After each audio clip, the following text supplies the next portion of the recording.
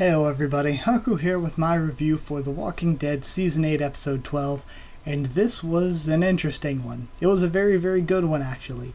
And at first, when I was watching it, I felt like I was being kind of negative about some things while watching, but then looking back, my opinion of it grew a lot more, because I could tell while watching and directly after watching, I could tell, I was like, there's this thing that I saw somebody brought up, and they were saying, nerds or whatever always get mad at this movie or that movie or whatever because they see things and they write how they think it should go in their heads, and then when they show up and the story doesn't go how they wrote it in their heads, they say, oh, this is terrible, and can't appreciate it for what it is. And I think that's kind of where I was going, because I've read the comics and I appreciate the comic storyline so much, and I'm not going to bring any of that here to spoil you, even though things are very, very different.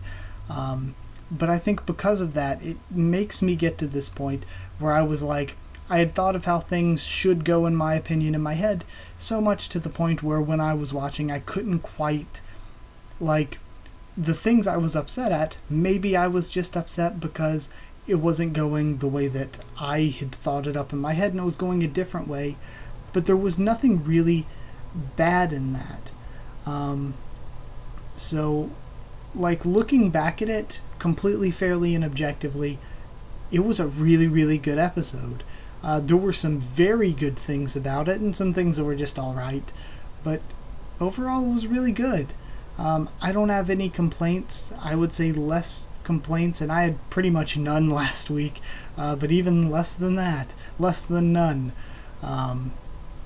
Yeah, and I said before, in last week's review, I was like, it could be kind of hit or miss. We'll have to see how it goes, and I think they did it right. The biggest part of it for me was Dwight and Simon. Both of them were incredible, but I'll get to everything else. Let's go through it, and in order to organize it without jumping around or missing anything, first I'll talk about the Hilltop stuff, and then I'll talk about the stuff that happened with the Saviors and Rick, because those two things kind of only intersected once.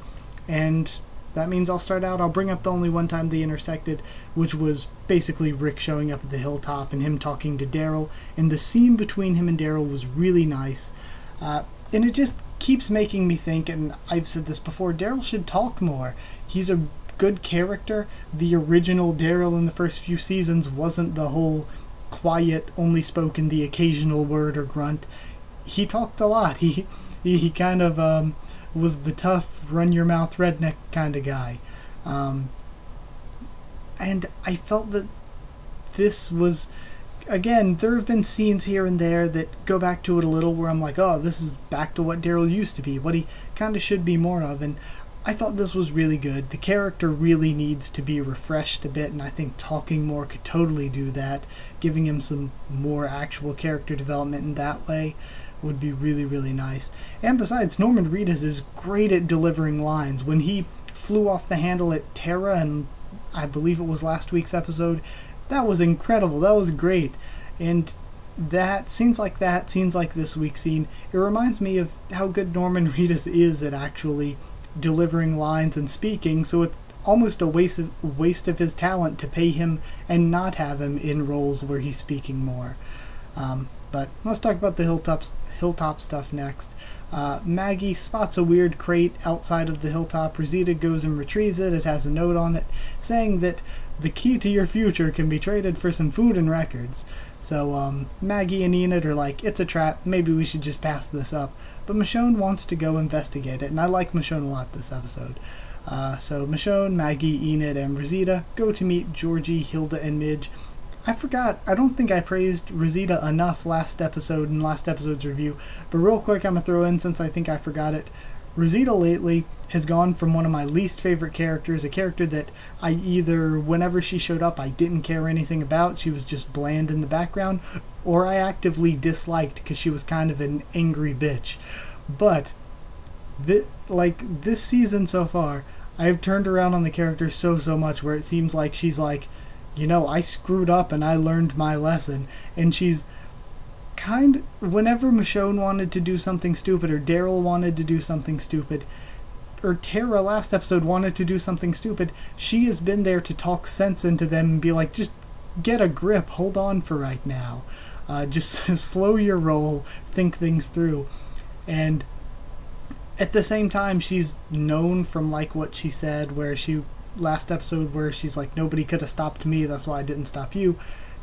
Rosita has been really, really great this season, and I've completely turned around on what I thought about the character.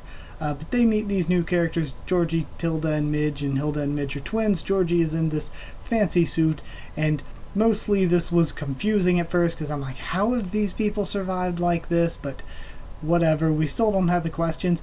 How do they find all these communities? How do they get all these communities to actually trade with them? Just for supposed knowledge from all the communities that our main characters have met. That's not a common way that things work out. So yeah, their survival itself is very, very surprising. But their whole thing is that they go around and they trade knowledge for food and records from communities. Maggie decides to take them prisoner. Maggie this episode was flirting with the evil head of a community sort of deal. But she never went full evil, and I feel like Michonne was able to bring her back from the brink here. But Maggie and Enid, back at the hilltop, wanted to just take their food. Like, I mean, they're gonna get attacked by somebody living like this anyway. I don't know. they're as well, like, I don't know how they survived. Somebody's gonna take their food anyway. Might as well be us. But Michonne talks some sense into him, and I love how you could see that Michonne, when she shuts down Enid, when Enid was kind of being a little shit, when she shuts down Enid, you can tell what Enid said really upsets Michonne, and the actress Denai Guerrero played that so well. But I like that you could see that she was upset by saying, well, he's dead now. Michonne's like, this little numpty. So she's upset, but even through that grief, she's like, we can't give up on what Carl wanted us to be, because Carl didn't give up on what Rick wanted him to be. So I like that she talks that sense into them, and Maggie ends up letting the people off the hook, saying, okay, here's your records, we'll give you the crates of food. And Georgie interrupts, saying, we're going to let you have some of our food instead, and we're going to give you this, the key to the future, which was a book on how to build like windmills and aqueducts and stuff. I'll get into that in a little bit. And she'll be back. And then at the very end of the stuff with the hilltop, Michonne talks to Enid, and again, I thought it was really, really good. Just having Michonne say, I don't think Carl wanted us to stop fighting, but it's what he had said before, that there's got to be something after this. Well, what if we just destroy everyone in this war to take out Negan? I mean, there's got to be something afterward. So I like that. Her realizing we have to know something other than just fighting. So yeah. Also, my general thoughts on this section of stuff. Enid, I said that I don't know if it was last week or the week before. I think it was the week before last, where I was like, I've never connected with Enid as a character. I've never really liked her that much. This episode, again, I was like, man, Enid kind of sucks. I really cannot get into Enid as a character. Yeah. Also, those people surviving and stuff, and them happening to show up at this time, all of it was confusing and weirdly placed, but it's whatever. The knowledge is okay, I guess. To me, I thought, I'm like, building aqueducts and mills and, threshing wheat or whatever, or processing wheat. That's all very simple stuff that humanity has been doing for thousands of years. It's not very difficult to figure out on your own, but hey, I don't know. Maybe some people can't figure it out on their own, and even if they could, having the schematics maybe helps.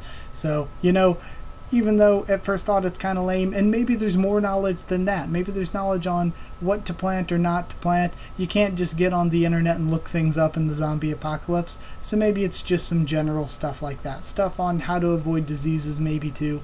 So yeah, who knows. The knowledge is okay, I guess. Also, I loved Michonne a lot in this episode. So now let's talk about the real, better main portion of the episode, the stuff that happened with the Saviors and Rick. So let's start off from the beginning of that. Negan welcomes Dwight back to the community. We see Dwight still has his and Sherry's wedding rings and all that. And this episode just all the things that Dwight goes through beginning to end. I've said before that I love the character. I really, really love Dwight's character. He might be my favorite already, or at least becoming my favorite character at this point. So Simon directs the Saviors, telling them, okay, here's what we're going to do. Get all the guts on your stuff, and we're going to go. Only flesh wounds, don't kill them. So he directs them, tells them to load up and all that. He ends up getting Dwight to join him in his truck, but Dwight was going to go scout things out, and what he means by that, I think Dwight was going to go warn the hilltop, personally. But the convoy leaves. Simon reveals on the ride there, Simon reveals his doubts about this working to Dwight, and one thing that he said that I think a lot of people maybe misunderstood or didn't really get the significance of is he's like, these people don't scare, and a lot of people are, and I think the general way a lot may have perceived it was just the cheesy, yeah, the main characters are so cool, they don't get scared, but there's even more significance with it in that he's bringing up that we've tried to do things to scare them. Negan's whole plan is to scare them. If they haven't been scared so far, why would this plan work? This is the same thing we've been doing again and again and again, and it's not working. So, Simon has a lot of logic behind what he's saying. Rick sees the convoy, rams Negan's car at the back, and then when that happens, Simon sees his chance. He orders all the Saviors to stay put, just in case there are more, and he and Dwight will go search. Negan had flipped his car during the chase. We don't get to actually see it on screen, but whatever. Rick just sprays bullets into the car, which isn't that stupid of an idea. I mean, he could have blew up the gas tank while Negan was still in the car. Maybe a bullet could make it through and hit him somewhere or another. Or even just the noise attracting walkers to where Negan is. Just spraying bullets at him is actually a pretty okay strategy here. A lot of people were like, oh, you're wasting your ammo and all that, but I don't think it was that bad a strategy. It certainly didn't work because, plot significance and plot armor and all that, but still. So they end up fighting. Negan finds himself in a Lion King situation, which leads to a great line where after he lands and Rick asks if he's alive, he's just standing there on all fours going, I'm a goddamn cat. Which was just a great line. So Negan ends up trying to make a deal with Rick. He was very calm about it, but there was this sort of air within it of, oh crap, I'm a little bit screwed here. So Rick tells him about the garbage people and that, not knowing that Negan didn't know about it. And I love how Negan just under his breath as they're yelling back and forth, just son of a bitch. I really like that. Rick is the one who ends up finding Lucille. We cut back to Simon and Dwight. Simon and Dwight are continuing their search.